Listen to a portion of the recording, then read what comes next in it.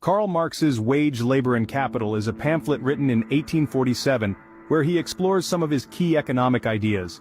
The pamphlet is not as comprehensive as his later and more famous work, Das Kapital, but it provides a concise overview of Marx's views on capitalism and the relationships between labor, wages, and capital. Here's a summary of some of the main points from Wage, Labor and Capital. Nature of labor and capital. Marx starts by distinguishing between labor and capital as two fundamental components of the capitalist mode of production.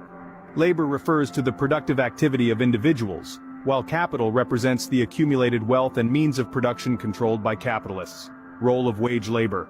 Marx emphasizes the centrality of wage labor in capitalist societies.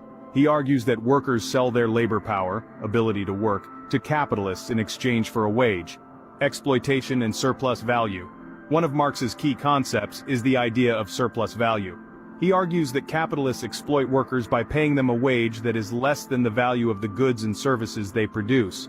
The surplus value is the source of profit for capitalists. Commodification of labor. Marx discusses the commodification of labor in a capitalist system. He contends that labor becomes a commodity, bought and sold in the market like any other commodity. This, according to Marx, leads to the alienation of the worker from the product of their labor. Tendency of capitalism to increase exploitation.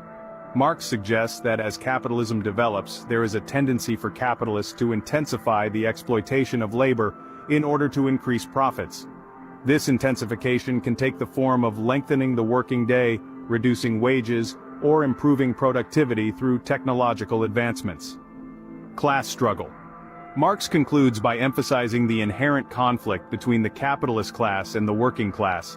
He argues that the struggle between these classes is a defining feature of capitalist societies and that it will eventually lead to a revolutionary transformation of the economic system.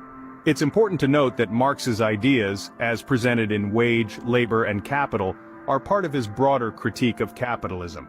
As always, remember this is only a summary. Read it for yourselves to find out more.